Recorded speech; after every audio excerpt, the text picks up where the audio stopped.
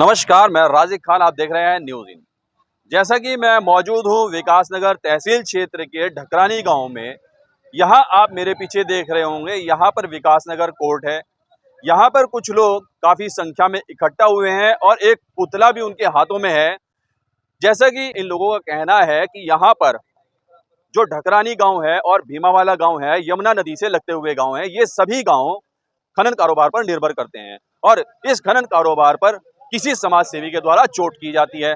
अब उस चोट से जो खनन सामग्री के ढोने वाले वाहन है, उसके रास्ते पर उस समाज सेवी के द्वारा चोट की जाती है और यहाँ पर लगे कई क्रेशर बंद हो जाते हैं, जिससे यहाँ के ग्रामीण बेरोजगार हो रहे हैं। इसी को लेकर आज यहाँ काफी संख्या में ग्रामीण इकट्ठा हुए हैं और उनके हाथों में एक पुतला भी है। तो इस पुतले को ये फूकने जा रहे हैं और इस बारे में इन्हीं से जानते हैं आखिर क्या मामला है, क्यों इन्होंने इस पुतले को दहन करने का निर्णय लिया है।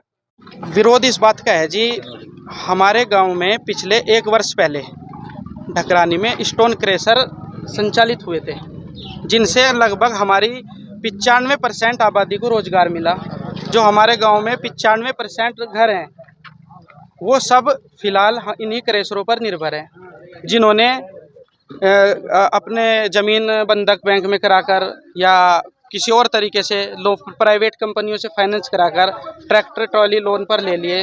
और अब कम से कम स्थिति है कि 8 से 10 करोड़ के बीच में कम से कम ढकरानी गांव पर कर्ज है, 8 से 10 करोड़ के बीच का।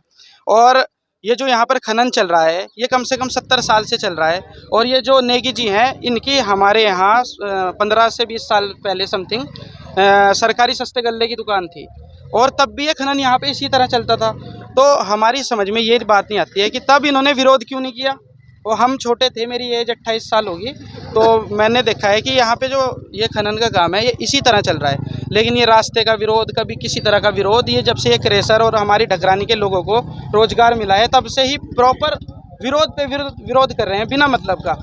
और इसमें एक चीज़ और है कि जब से ये यहाँ पे हमारे आदरणीय मुख्यमंत्री जी ने इन क्रशरों को अनुज्ञा आवंटित हुए, उनके कार्यकाल में ही ये सब यहाँ पे मुमकिन हुआ है। इससे पूरे प्रदेश को राजस्व में बहुत ज़्यादा खनन से बढ़ोतरी हुई है, हमेशा से इस बार सबसे ज़्यादा है। और यहाँ पर जो खनन चला है, प्रशासनिक रिकॉर्ड में आप देख सकते हैं कि कभी भंडारण द्वारा, कभी पट्टे द्वारा, हमेशा से यहाँ पर इसी तरीके से खनन चल रहा है। तो ये जो यहाँ पर हमारे नेगी जी हैं, हमें लग रहा है कि इनका और हिमाचल प्रदेश वाले स्टोन क्रशरों का कोई मामला है, क्योंकि ये जो हिमाचल में भले ही स्टोन क्रशर हैं लगे हुए, वो माल हमारे उत्तराखंड से ही उठाते हैं और हमारी गाड़ियाँ उधर जाती हैं, हम ही से ही टैक्स वसूलते हैं और हम ही वो माल बेचते हैं अपना। क्योंकि हमारी जो उत्तराखंड की कैपिटल सिटी है वो देहरादून है, देहरादून में इस माल की बहुत बड़ी खपत है। जब लीगल काम होगा तो उसमें आप लोगों को मतलब उसमें तो किसी को भी आपत्ति नहीं होगी? काम तो सर लीगल है हमारा। ये तो रास्ते का मुद्दा है, हमारे भी समझ में नहीं आ रहा है कि कभी क्यों बार बार ये कि रास्ता नहीं है इसके पास। आपके लिए कर रहे हैं, आपका आरोप क्या? बिल्कुल जी, आरोप है हमारा पूरे गाँव का कि ये निजी अपने निजी फायदे के लिए ये सब हो रहा है। और इसमें ये हिमाचल प्रदेश के जो स्टोन क्रशर वाले या खनन करने वाले लोग हैं, उन्हें अब उत्तराखंड का ना तो माल मिल रहा है और ना ही उन्हें टैक्स मिल रहा है, इसलिए वो लोग परेशान हैं। और वही लोग ये सब हमारे रोजगार के ऊपर षड्यंत्र रचने का काम कर रहे हैं। यही हम लोगों की परेशानी है। रघुनाथ नेगी आज से नहीं यहाँ जुड़ा हुआ है, ये बचपन से जुड़ा हुआ है। इसने यहाँ कोटे भी करा, सब कुछ करा, तब ये यहाँ हुआ था जब इसे दिक्कत नहीं थी। अब ये यहाँ जब वहाँ चलेगा, अब दिक्कत कैसे हुई ये हम जानना चाह रहे हैं। इससे कि रोड बंद क्यों करना चाह रहा है? रोड तो 100 साल से चलता रहा है। हम तो जब से देख रहे हैं कि रोड पे इस पे खनन ही है और खनन ही होता है इस पे। ये कारण ये रहा कि कोई घुसखोरी नहीं होने की, इसमें साफ सा नजर है। पहले नहीं मिल रहा था। आरोप है कि ये रोड बंद करा रहे हैं, क्रशर बंद करा रहे हैं। ये तो हमारा काम बंद करा रहे हैं। ये जब हमारा काम रोड बंद होगा तो हमारा काम बंद हो जाएगा। कारोबार में 3 से 4 हजार लोग जुड़े हुए हैं और इससे जो हमारे कम से कम 1500 परिवारों को जो है नुकसान पहुंचेगा। ठीक है, हम लोगों ने जो ना किस्ता ले लेके अपने ट्रैक्टर जो है किसके लिए ले रखे, हम लोगों ने लिए हुए क्रशर के माध्यम से।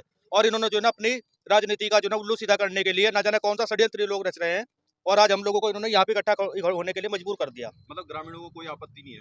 ग्रामीणों को सर किस प्रकार की आपत्ति होगी? पहले से 70 साल से रोड जो है चलता हुआ आ रहा है।